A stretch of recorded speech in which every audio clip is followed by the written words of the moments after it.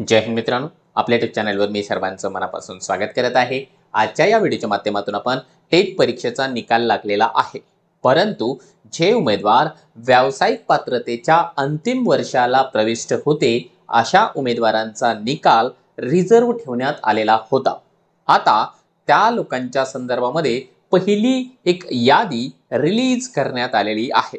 आता त्याच्या पाठीमागचं कारण काय आहे, रिझर्व्ह असण्यामागचं कारण नेमकं काय आहे, ज्यांचं रिझर्व्ह आहे त्यांचा रिझल्ट रिलीज करण्यात यावा याकरिता काय करता येऊ शकतं, त्याविषयी आपण डिटेल्समध्ये या व्हिडिओच्या माध्यमातून माहिती पाहणार आहोत। परंतु तत्पूर्वी आपण जर चॅनलवर नवीन असाल तर आमचं चॅनल सबस्क्राईब करा, साईडचे जे बेल आयकॉन आहे त्याला देखील प्रेस करा, जेणेकरून शिक्षक भरतीच्या संदर्भामधल्या कोणत्याही माहितीची अपडेट आपल्याकडून मिस होणार नाही। मित्रांनो, डिटेल्समध्ये आपण माहिती पाहणारच आहोत, परंतु त्याच्यापूर्वी आपण किंवा आपले कोणी मित्रमंडळी असेल, नातेवाईक असतील, ते जर का टीईटी परीक्षेची तयारी करत असतील तर त्यांच्याकरिता उपलब्ध आहे मिशन टीईटी ऑनलाईन बॅच।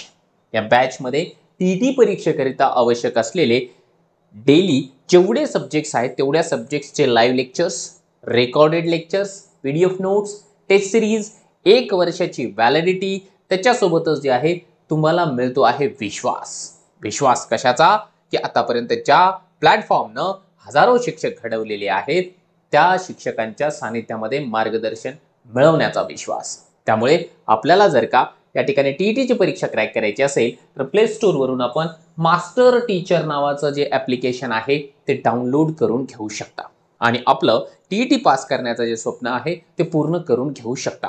मग आपण मराठी माध्यमाचे उमेदवार असाल किंवा उर्दू माध्यमाचे उमेदवार असाल त्यांच्याकरिता देखील या ठिकाणी मार्गदर्शन उपलब्ध आहे। त्याच्यासोबतच या ठिकाणी जर आपण बघितलं की केंद्रप्रमुख परीक्षा असेल, कोणी जर का त्याची तयारी करत असेल तर त्याच्याकरिता व्हिडिओ कोर्स असेल किंवा टेस्ट सिरीज असेल ही तुमच्याकरिता अवेलेबल आहे। सगळ्या गोष्टी कुठे मिळणार, या सगळ्या गोष्टी मिळू शकतील तुम्हाला मास्टर टीचर नावाच्या प्लॅटफॉर्मला। चला आता आपण जाऊया महत्त्वाच्या मुद्द्याकडे। आपण आलेलो आहोत महाराष्ट्र राज्य परीक्षा परिषद पुणे यांच्या ऑफिशियल वेबसाईटवर। आता ऑफिशियल वेबसाईटला आपल्याला नेमकं काय दाखवलं जात आहे, तर इथे जर आपण या ठिकाणी गेलो तर आपल्याला एक जे काही नोटिफिकेशन आहे ती नोटिफिकेशन आपल्याला स्क्रोल होताना दिसत आहे। अगोदर आपण ती नोटिफिकेशन समजून घेऊ, त्याच्यानंतर आपण पुन्हा जे आहे काही महत्त्वाच्या गोष्टी या ठिकाणी जाणून घेण्यासाठी प्रयत्न करणार आहोत। बघा, नोटिफिकेशन मध्ये पहिली आणि महत्त्वाची गोष्ट त्यांनी काय सांगितलं, आता हे पुढे गेलेले आहे, थांबूया आपण थोडंसं। तर बघा, या ठिकाणी ही नोटिफिकेशन अशी आहे की बीएड किंवा डीएलएड ॲपियर विद्यार्थ्यांना एकूण 6320 उमेदवार असे होते ज्यांचा राखीव निकाल ठेवण्यात आला होता। आता त्यापैकी 2789 विद्यार्थ्यांची गुणवत्ता यादी प्रसिद्ध करण्यात आलेली आहे। तरी संबंधित उमेदवारांनी विहित मुदतीमध्ये म्हणजे 31 डिसेंबरच्या पूर्वी किंवा 31 डिसेंबर पर्यंत आपला जो काय स्कोर कार्ड आहे तो डाउनलोड करून घ्यायचा आहे, आपल्याकडे सेव्ह करून घ्यायचा आहे। 31 तारखेच्या नंतर आपल्याला आपला स्कोर कार्ड डाउनलोड करता येणार नाही आणि त्याची मग तक्रार देखील या ठिकाणी करून घेतली जाणार नाही, ऐकून घेतली जाणार नाही।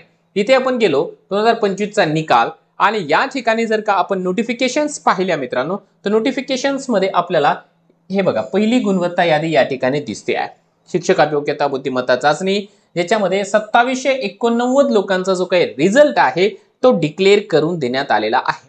आता ते जर का आपण या ठिकाणी डाउनलोड केलं तर आपल्याला अशा प्रकारची लिस्ट पब्लिश झाल्याची दिसत आहे। ज्या पद्धतीने IBPSच्या माध्यमातून अगोदरचा रिझल्ट डिक्लेअर झालेला आहे की या ठिकाणी सिरियल नंबर असेल, उमेदवारांचं नाव असेल, रजिस्ट्रेशन नंबर असेल, रोल नंबर आहे आणि त्याचा जो फायनल स्कोर आहे तो आपल्याला या ठिकाणी दिसत आहे। या फॉर्मॅटमध्ये IBPSनं हा जो काही रिझल्ट आहे तो डिक्लेअर केलेला आहे। आता ही PDF मी आपल्या टेलिग्रामच्या चॅनलला देखील देतो आहे। ही जी PDF आहे आय थिंक खूप मोठी आहे, 49 पेजेस मला या ठिकाणी दिसत आहेत आणि एकूण जर का या ठिकाणी उमेदवारांची संख्या तुम्हाला दिसत असेल, आय थिंक हे पहा थोडंसं झूम करून देतो, ही जी यादी आहे 2789 उमेदवारांची आहे। ज्या पद्धतीने टेटचा रिझल्ट लागतो आहे, जनरल उमेदवारांची नावं ज्या ज्या पद्धतीने आहे त्या पद्धतीने नाव दिलेले असते, असेंडिंग ऑर्डर, डिसेंडिंग ऑर्डर वगैरे काहीही याच्यामध्ये नसतं।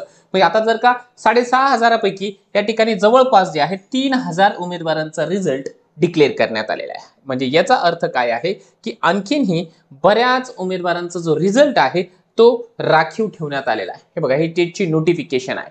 या टेटच्या नोटिफिकेशनमध्ये त्यांनी बरेचसे आकडे दिलेले आहे. म्हणजे काय आहे की एकूण जर या ठिकाणी तुम्हाला दिसत असेल 6320 उमेदवारांचा रिझल्ट राखीव होता. आता त्याच्यापैकी जवळपास जे आहे 2700 उमेदवारांचा रिझल्ट या ठिकाणी डिक्लेअर करण्यात आलेला आहे. आता ज्या उमेदवारांचा रिझल्ट अजूनही पेंडिंग आहे त्या उमेदवारांनी नेमकं काय करायचं आहे तर बघा, त्यांच्याकरिता अजूनही जी लिंक आहे उपलब्ध आहे. ज्यांचं बीएडचं एक्झाम झाला, रिझल्ट लागला, डीएडचं एक्झाम झाली आणि त्याचाही रिझल्ट लागला, त्या उमेदवारांनी दिलेल्या लिंकवर किंवा MSCची जी ऑफिशियल मेल ID आहे त्या मेल ID वरती आपली जी काही डिटेल्स आहे, नाव, आपला आधार नंबर, आपला टेटचा रजिस्ट्रेशन नंबर, रोल नंबर आणि आपला डीएडचा किंवा बीएडचा रिझल्ट, आता त्याची हार्ड कॉपी नसली तरी चालेल, ऑनलाईन पद्धतीने ज्या पद्धतीने निकाल लागलेला आहे त्याची एक सॉफ्ट कॉपी आपण मेलमध्ये अटॅच करून द्यायची आणि सेंड करून द्यायची. तुमचा जो रिझल्ट आहे तो निश्चितपणाने रिलीज करून दिला जाणार आहे. तसं जर होत नसेल तर एक वेळेस दोन वेळेस त्याच पद्धतीने आपल्याला मेल करावा लागणार आहे. त्याच्याशिवाय दुसरा या ठिकाणी पर्याय उपलब्ध नाही. आणि कदाचित याच्यामुळे जे आहे पवित्र पोर्टलला इथून पुढची जी काही प्रोसेस असणार आहे, पुढची प्रोसेस कोणती आहे तर पुढची प्रोसेस हीच आहे की आपल्याला या ठिकाणी जे आहे रजिस्ट्रेशनसाठी काही दिवस प्रतीक्षा करावी लागणार आहे. रजिस्ट्रेशनची प्रतीक्षा आपल्याला करावी लागणार आहे. तर कशासाठी? कारण हे जे उमेदवार आहेत अजूनही बाकी आहे. जेव्हा सगळ्या उमेदवारांचं एकदा रिझल्ट लागून जाईल त्याच्यानंतर मग जे आहे आपल्याला पवित्र पोर्टलला रजिस्ट्रेशन करण्याचा चान्स मिळून जाणार आहे. आणि लक्षात घ्या की पवित्र पोर्टलला जे काही रजिस्ट्रेशन आहे त्याकरिता आपला रोल नंबर इकडचा टेट परीक्षेचा तो आपला लॉगिन ID असतो आणि एक पासवर्ड आपल्याला क्रिएट करून द्यावा लागतो. आता आपण सर्वांनी या ठिकाणी आपल्या आपल्या परीने तयारीत राहायचं आहे. जे काही डॉक्युमेंट्स आहेत डॉक्युमेंट्स रेडी करण्यासाठी प्रयत्न करायचा आहे. एखादा डॉक्युमेंट कमी असेल तर ते जमा करून या ठिकाणी जे आहे रेडी ठेवायचं आहे.